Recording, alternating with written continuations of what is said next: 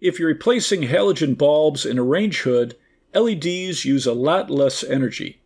The range hood I have came with 50-watt Westinghouse halogens with a Gu10 base. The halogens use 50 watts of energy. The color temperature is 3050 K, which is yellowish in color, and it has a brightness of 330 lumens.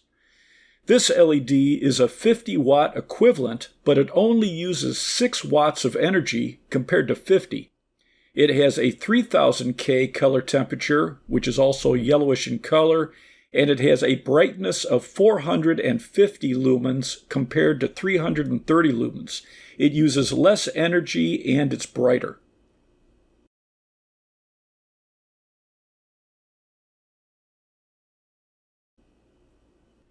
This is the LED.